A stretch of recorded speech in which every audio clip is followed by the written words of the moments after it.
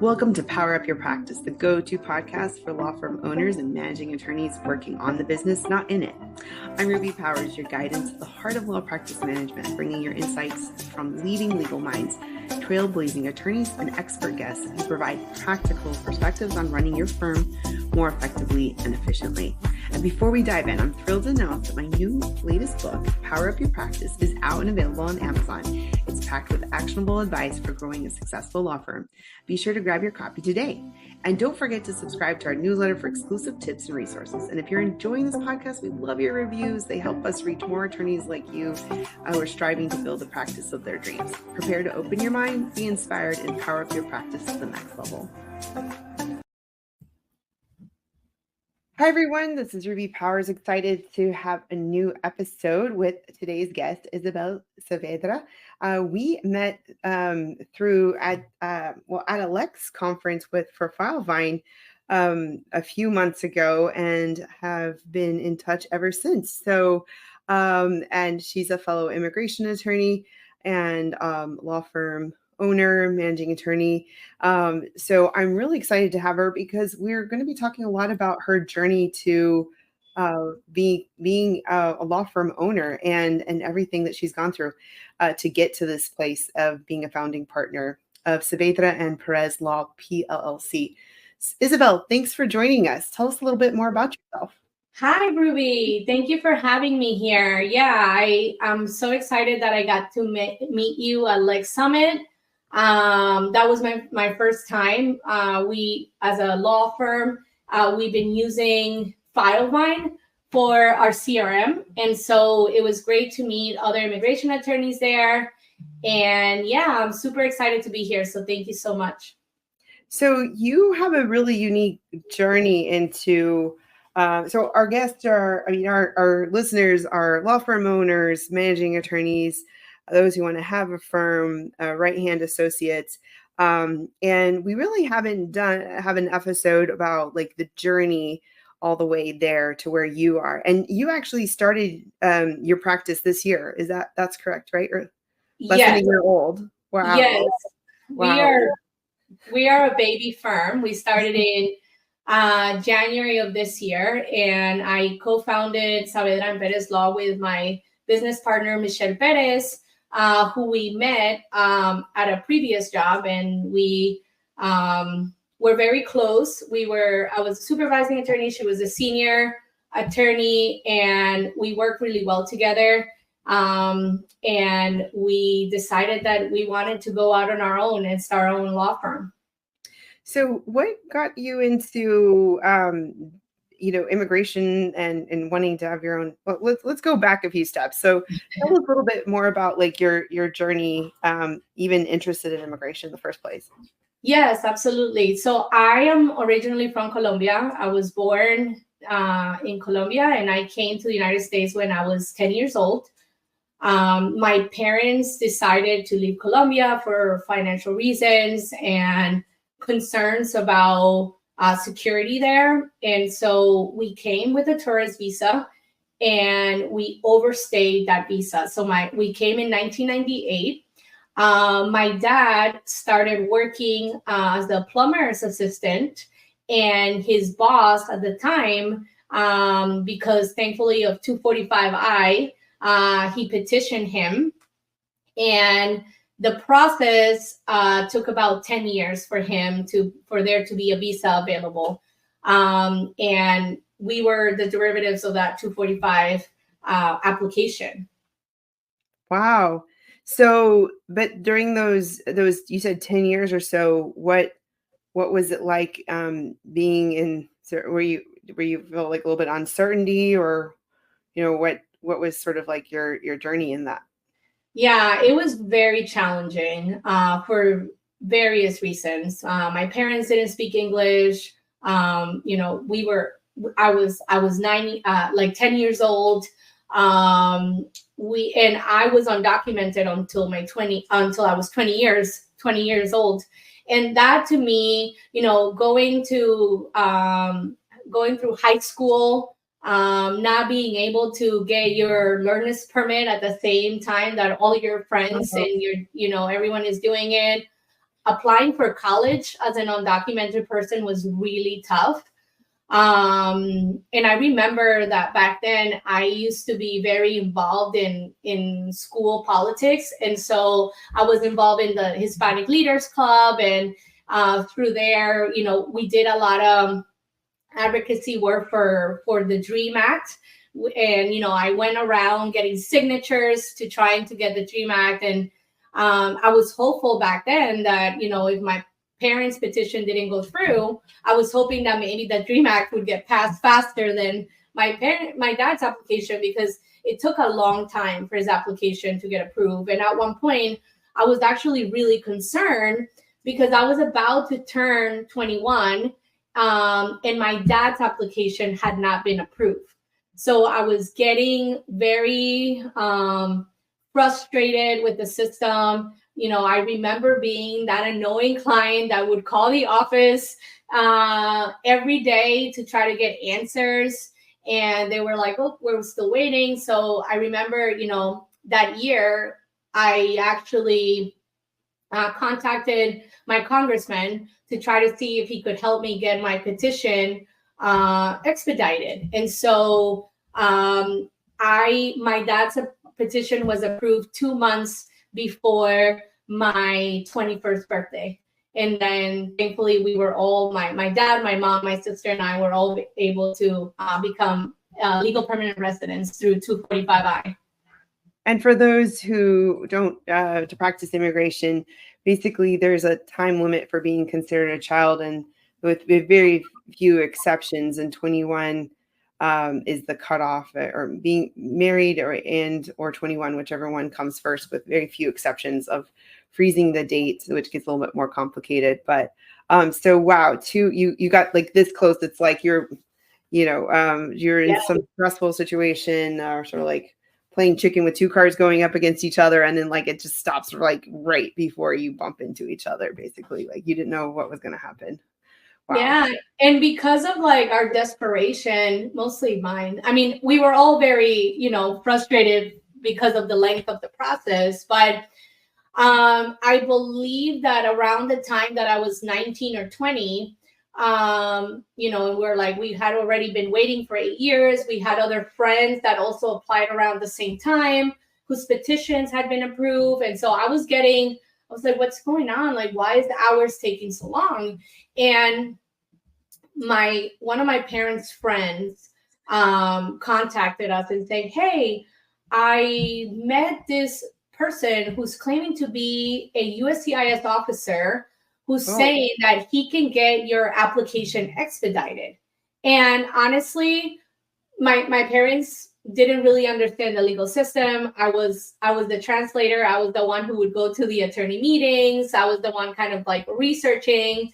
And back then, you didn't have access to some of the research tools that we have nowadays. And so I was like, Dad, I'm getting really close to turning 21. This officer, like, this is a friend that we trust. I think we should like have a meeting with him. And so I started talking to him, and he was like, well, and at that time I was living in New York. And so this USCIS officer claimed to live in Florida. And he said, I get these applications all the time. I can actually help you. So if you guys come to Florida, and if you need to pay a penalty of $1,000 so you can get your application expedited. If you come to Florida, give me that money order. I can help you. And I was honestly so I would say frustrated and desperate that I told my dad, I was like, we need to go to Florida. This is our only option right now. And I told my parents, we ended up flying to Florida. We met this officer at a McDonald's parking lot, and we gave them each a money order of $1,000 because we had hoped that he would help us get our application expedited. And after we gave this guy $1,000, he disappeared, and we never heard from him again. So we were also victims of fraud while we were going through our process. You gave them 1,000 or like more than 4,000. 4,000. Yes, Wow. and we also bought tickets to go to Florida. Right. I think we flew there. I mean, we spent over I would say over $5,000, in hopes that this person would be. And thinking back, like back now, I'm like, wow, I can't believe I was so gullible, and I felt really guilty for many years for making my parents spend that money, because and in hopes that we were going to get our papers sooner, or like our green Yeah. cards. Yeah. But I think what this shows is just that just and then you later become you go through your journey of becoming an attorney and then deciding to focus on immigration and then have your own practice to help those that like yourself back when you didn't have status. I think whenever we're in a situation like this, it just gives us more empathy for our clients and seeing the world from their perspective and how it might seem like from an outsider's perspective, like what were you thinking? What was going through your mind? But you had so much pressure. It was almost a whole decade in your whole such a formative years, and you didn't know if it was going to work out or not. Because if you didn't get it by the time you returned 21, then you might it was very uncertain what the world was going to look like for you. Wow. What so then you were able to get it before you turned 21, and then you decided, and then walk us through how you got here today. Yeah. So after that, now that I finally got my green card, my junior year of college, I was like, I went to college thinking that I wanted to go to business school, or then eventually, obviously when you start college, you don't really know exactly where you want to go. Right. I was also thinking about social work, but then as soon as I got my green card, I was like, I want to be an immigration attorney. So I did my bachelor's. I got my bachelor's in American Studies, and then immediately started studying for the LSATs. And as soon as while I was in school, I also started working as a paralegal for an immigration nonprofit. And that's really then like working for the nonprofit as a paralegal or a legal assistant and going through the experience myself. That's when it really came together for me that I wanted to be an immigration attorney. And even though, coming here as an ESL student, my parents didn't go to college back in Colombia.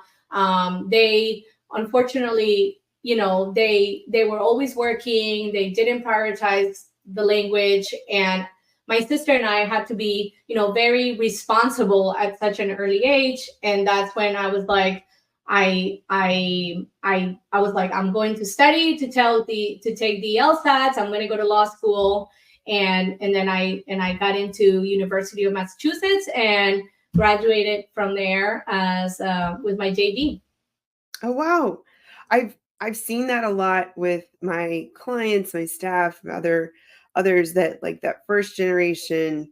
Whether how you ever define first generation, they usually have to be so responsible because they take on a lot of adult duties as a child, like either being the translator in the hospital, the doctor, or for legal matters, or I see that a lot. And I think you were able to you had to grow up fast, unfortunately, Mhm. but probably don't want to put words in your mouth. You probably a lot of those skills are helping you in your law practice.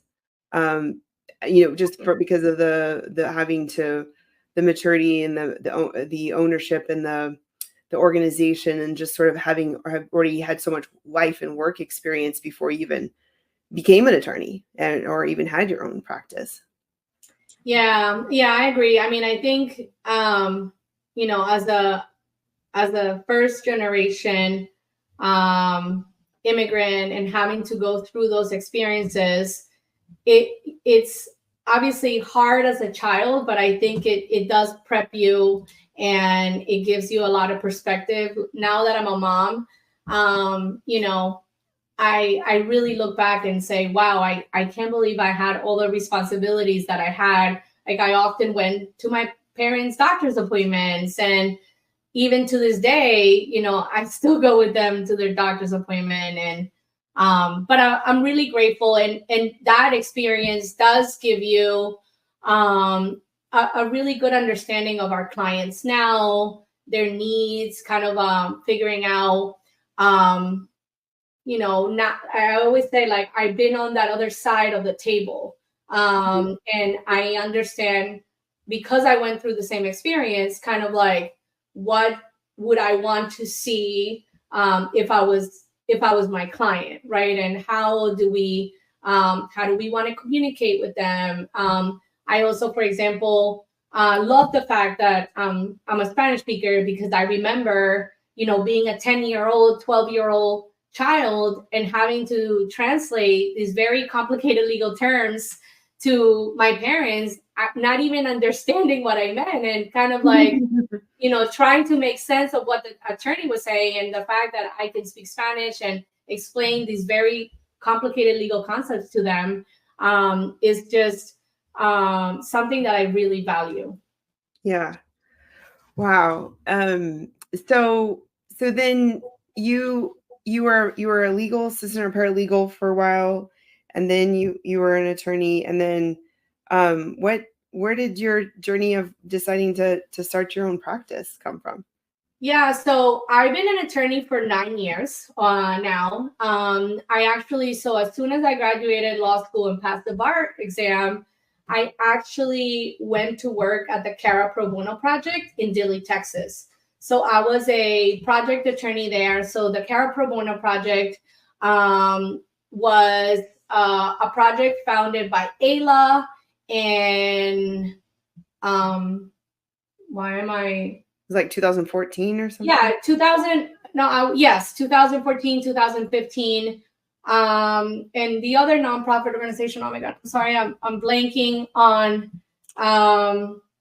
the other organization from the Cara Pro Bono Project with Ayla, AIC, Clinic. Thank you. Oh my God, and so it was a project where they were getting volunteer attorneys to go and provide legal services to the women and children who were being detained in Dilley, Texas, which is a detention center for women when they were crossing with their children. So I was there for 5 months, and that experience was absolutely mind-blowing. Like, I always say that the Cara Pro Bono Project was like working at the emergency room, you know, as soon as you like, as a doctor, right? And so I got to meet really amazing advocates working in the immigration field, and I got to learn a lot. And I met several attorneys there who were volunteering from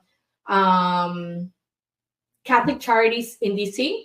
And so after being there for about 5 months, because my contract was for 6 months, but I honestly decided to cut it a month short because it was very emotionally draining for me. We used to work there like 6 days a week, and we used to work about 12 hours a day. And I mean, it was an amazing experience. I learned a lot as a baby attorney. Honestly, I look back and I think that was like one of the best professional experiences that I was able to get as a baby attorney. So I was there for 5 months, and then I worked at Catholic Charities in DC as a project as an associate attorney for about a year.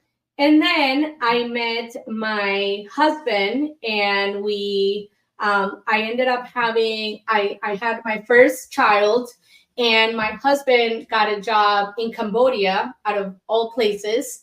And we actually lived abroad for 4 years. And I continued to do some immigration work on the side, and while we lived abroad. And my husband works in international development, and it was good timing, because I also, I had my first child. We decided to have our second child, so I kind of took Not necessarily a break, but I worked on the side a little bit on contract work, and I was being a mom to my 2 kids. That's interesting. I didn't realize you were there for when I moved to Dubai after having my first kid, and then was pregnant with my second one while I was over there.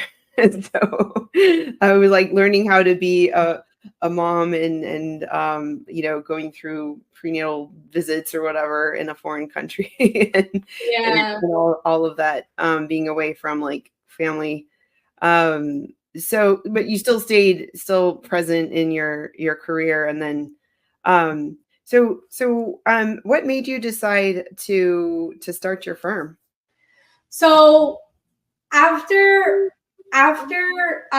we moved back to the States. I actually worked as a supervising attorney for a big firm here in the States. We did a lot of humanitarian work, and the firm grew from, I believe, about 10 employees when I started to 80 by the time I left in 3 years. So I witnessed that, exponential growth. I was a supervising attorney of that firm, and I learned a lot of, how to be a supervisor and how to grow from, about I would say anywhere between 15 and 20 cases a month to producing 60 cases a month. And so that experience really taught me a lot about managing. As the supervising attorney, I had almost like 8 attorneys under my supervision and a whole legal team. And it just taught me a lot. I really enjoy being a leader and helping and continuing to help the firm grow. And I think that really, I never saw myself as a business owner or an entrepreneur. And I think that experiencing that growth really showed me skills that I didn't even know I had or that I enjoyed doing. And so, that's when kind of like the spark started. And I was like, wow, I could potentially have my own law firm and kind of do things the way that I had my vision, as an undocumented person who went through the process. I saw things that I wanted to implement that I necessarily couldn't because it wasn't my own firm. So that's when I was like, wow, I could do this or I could do that. And that's when I was like, I'm going on my own. Well, what are some of your changes that you made now that you have your own practice, or you're a partner of a practice that are tailored because of your your immigrant background? So I would say, to me, it was really important that clients could, after their case was filed, it was really important for me to have this direct communication with clients. I think people have a distrust for attorneys, especially in the immigrant community. And I think something that we wanted to implement was, if a client wanted to speak to the attorney, we would always try to make ourselves available. And so, for us, communication is one of our values, not just internally, but also with our clients. So one of the things that we make sure that we have is, like, if a client has a question and they want to speak to the attorney, my partner Michelle and I will make ourselves available to have a meeting to explain the process.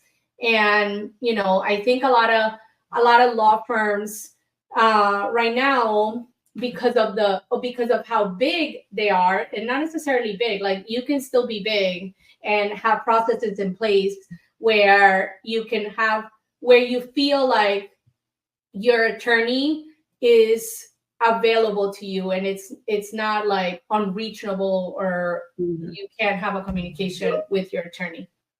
So I'm thinking of two questions I want to ask. One is, what were some of the secrets, or that you were at the firm that you were at, or if you're willing to can share, that you saw so much growth in 3 years? Because to go from 10 to, you said 80 in 3 years, that's pretty quick growth. I mean, more staff doesn't necessarily mean more profitable. Busy doesn't mean more profitable, but it probably was justified in some way for growing those numbers. Like, what were some of the things that you guys were doing that justified that, or that led to that growth?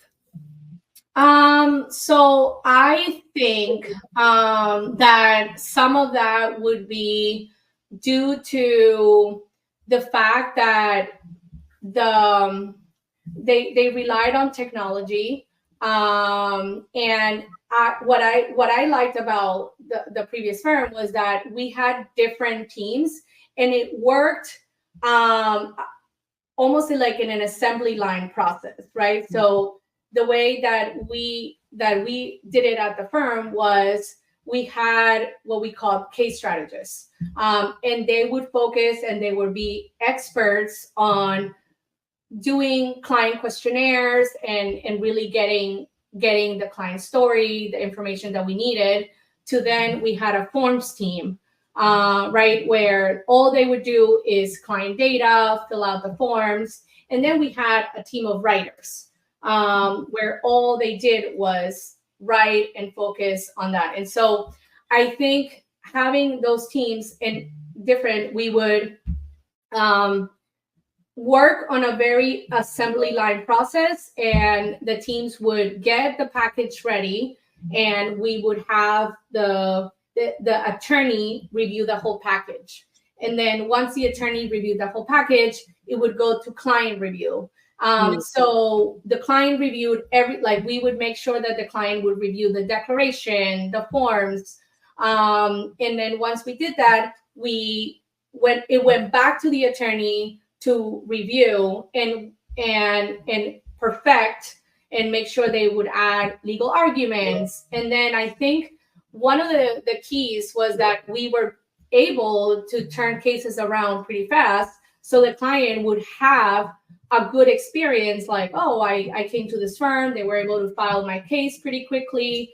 And then it was all about, I would say, client referrals and making, and keeping clients happy. And I think our marketing strategy was also, the owner of the firm that I work with was one of the attorneys who was on social media, was one of the first attorneys to go big on social media. And we were all a remote firm.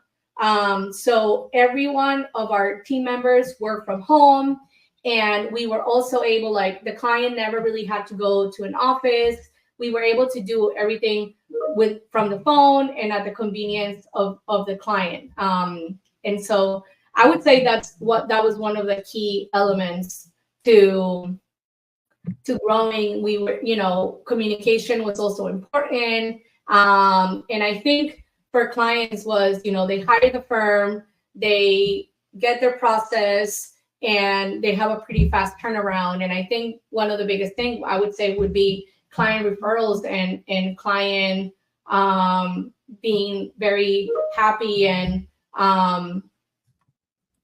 felt like they had actually hired a firm that was doing what they promised to do.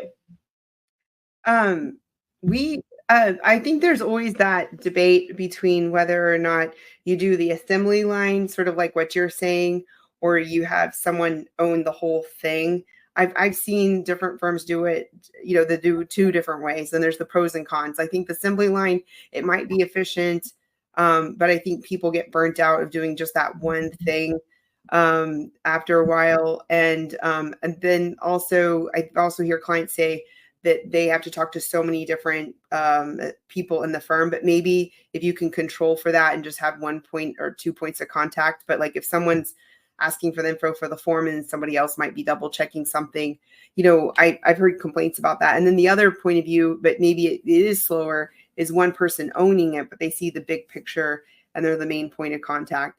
I've always seen the pendulum swing back and forth as to which way to set things up. But that's good to hear. And I was actually the second question I was going to have, but you sort of started on it, but like maybe more in your own practice is like, how are you leveraging technology to, be more efficient, improve the client experience, or just in general, to grow and be, to do the best you can with your practice? Yeah, I mean, I do think that technology is key in helping, us be work, smarter and not with AI and all these amazing tools that are out there now. Especially for firms like us, I call us like we're a hybrid firm, right? So I'm in Virginia, my partner's in Florida, and we offer in-person consults for people in Florida or in Virginia. And then we really try to advocate for Zoom consults and phone consultations. And so for those, because I would say like 80%, if not 90% of our consults are all through Zoom and phone. So it really, we really have to go above and beyond to try to make our experience a very one that is like they feel that that they are somehow connecting with the attorneys and that they feel comfortable when you're just talking through the phone, right? So like for us, we are excited because in the very near future we actually already launched it with one of our products, with one of our services. So we do TV visas in our firm, and we just got this technology that like we in our practice we have different faces, and so every time that we change face, it has a client portal, and so it sends the text message to our client. They can see that, for example, their case has a 9-face, kind of like a nine-phase step from beginning to end. And so every time that we change faces internally, they can see also like where they're at in their process. And so we've actually invested a lot of money in technology so we can try to provide an excellent client experience throughout. To me, I think one of the biggest concerns that I hear from our clients is that they don't really know what's going on with their case. They want to kind of keep more of a closer tab, because a lot of them have already been undocumented for a lot of years. So they're excited about the possibility of having a green card. So keeping them informed of what's going on throughout the phase, I think it's really going to elevate that client experience. Yeah, so we're trying to get CRMs, or I think Filevine, because it connects with this technology, really does help keep that client experience and keep them connected to the attorney and to their process. Yeah. Actually, I think I know which company you're talking about. Is it Hona? Yes, it is Hona. We're actually interviewing the nanny on another episode actually sometime soon. So that's exciting to find a way to better, because a lot of lawyers get in trouble for how much not communicating enough and not responding or whatever. But like if you can be proactive in giving that information in advance, like that's so awesome. So I hope, and you're right. You said investing in your technology, like that is an investment. And I think the hope is that with, over time that it'll save a lot of energy, time, money, but it'll also increase that client experience so that it'll improve referrals and and just business and be overall a win-win. Well, we're at the rapid fire questioning time of the interview. And so I have a few questions for you and some new ones for the listeners that I decided to add now. So let's go with the first one. What is, because I really like games and I think it tells a lot about a person, but and I like to talk about them and play them. So what's your favorite board game or game and why? Catan. Oh, I okay. actually play it, and not as much as I should, but I play it with my husband, and we get extremely competitive. And I really I feel like it's like a Monopoly, but for adults, and it has a lot of like critical thinking aspects of it, and a lot of luck as well. I think, and so we like to play it. We recently got a kids version too, and we want to get our children into it as well. How old are your kids? They're 5 and 7. Oh, okay. That's a fun. Yeah, we've had to evolve our games based off of their age, but there's a lot of cool suggestions online that we got. I'll have to think about some of them, but yeah, that's exciting. Okay, so what would you consider your superpower and why? I think my superpower is my intuition. I feel like I'm a pretty good judge of character, and I feel like my intuition, I've always tried to follow it, and it has led me to amazing places. So I remember when, as a legal assistant, when I had just graduated law school, I was really unhappy at my current position, and the owner there was offering me a staff attorney position, but I was like, I don't really see myself learning a lot at this place, and so I decided that I was gonna just risk it and kind of quit even before I had an opportunity lined up. And I kind of followed my gut, and as soon as I kind of left that negativity and that experience, I immediately got the job in Dilley, Texas, and I really think that really opened kind of like the door to where I was meant to be, and I was really happy that I took that path. That's awesome. I think a lot of times we know that someone's talking to us, or like we have these like inner voices like sort of guiding the, intuition, whatever it may be. But then sometimes we don't listen to it. And so knowing when to listen and when to take that leap of faith, it's really important. Well, I recently heard James Clear of the Atomic Habits present. And so I decided I think I want to add a new question. And that's, what is a habit that helps you be successful? I don't want to call it a successful habit, because I wanted to ask like a habit that you think is leading to your success. I don't know if this is a habit, but I have a tendency that once something gets in my mind, I don't stop until I accomplish it. So I would say like consistency.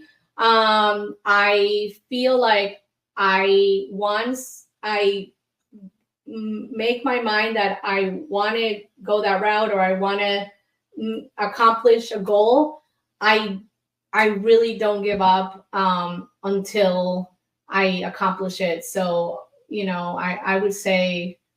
So like a tenacity, yeah, sort of persistence. Resilience. I would say like, I came here when I was 10, and I remember that for me, even though I learned English really quick, I think I feel like I missed a moment in my education where it was key to be able to be like learning grammar in second grade, because I came here in 5th grade, but I feel like I wasn't a very good test taker. And I feel like for me, it was a challenge to take the LSAT, and I wasn't getting the scores that I needed. And but I was like, I had already set my mind that I was going to go to law school, and there was going to be no tests stopped me. So I remember like having to take a break or about 1 or 2 years to get the LSAT scores that I needed to get into law school. So I would say that I don't usually take no for an answer. Like, even if it's challenging, if I set my mind to it, I am going to keep going no matter what.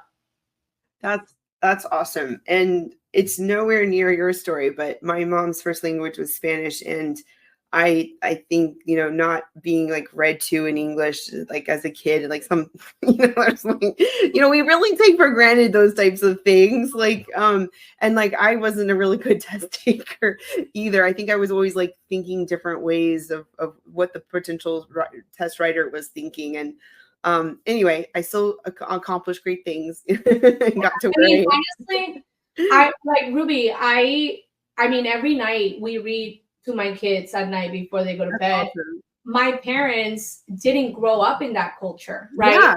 Yeah. I mean, reading comprehension to me was very, very hard because my parents didn't have that. Like, my parents barely graduated from high school. And I think that really makes a difference as in like how you're raised. And so I remember when I never read a book in Colombia. Like, I didn't read a book until I came to the US, and they would force you to read, right? But I enjoyed reading, but I didn't grow up in that culture. And I think that really made a difference when I went to college and when it was time to take the LSATs. And, to me, reading comprehension, I was like, what? I've read this passage like 10 times and I can't understand what it's saying. And I think that it took a while for me to kind of learn that skill. And I ended up taking almost like a year sabbatical, in studying for that LSAT. But I was like, no, I'm going to be an attorney no matter what. And I'm not going to let this test stop me. Well, I guess that goes to that resilience and tenacity and putting what's in you put in your mind, you go all the way. So I think we learned a lot about your journey from not having status in this country to going to law school, becoming an attorney, and now being the first year of your practice, and how you bring all of your experiences to the table and trying to improve that the journey for your clients. And what are any last minute takeaways, and how can people find you if they want to stay in touch and reach out? Yeah, thank you. I would say, if you have a dream, don't give up, no matter how complicated or hard it may seem. I never thought that I would be here, speaking as a co-founding attorney of an immigration law firm. But I think if you have dreams, I think you have to work really hard and just fight for them. And so I would say we have our website, so you can find us at www.saavedraperezlaw.com, and our Instagram and all of our handles are Saavedra Perez Law. And thank you, Ruby, for this awesome opportunity to share a little bit about my experience and kind of what we do now. Oh, I think you're on mute, Ruby. There was a very loud vehicle. That's why I had to mute myself. I didn't want you all have to listen to that. It was so great to have you learn more about your journey and your why. And I think, next time we'll learn more about like what are you going through and having your practice. But I think it really helps. Thank you for tuning in to the Power Up You've gone through a lot of different aspects from I'm your host, working in a firm before you became an attorney, and then the different roles in the nonprofit and the supervisory attorney, and seeing the a massive growth in a short period of time. And so I think that and knowing the importance of leveraging technology, I'm sure you're on the right path with almost hitting your 1 year anniversary in just a couple of months with your practice. So I'm really glad that we got to meet, and thanks so much for joining us today. And thanks everyone who's been with us on today's episode. And I can't end without reminding you that the book is out, and Power Up Your Practice is out on Amazon, Create the Law Firm and the Life You Deserve. I will be at different conferences this coming spring and webinars and such, and we're going to continue to have some great episodes, and we're actually almost at our anniversary of starting Power Up Your Practice, the podcast. So thanks, and we'll see you next time. Thank you. Congratulations, Ruby, too.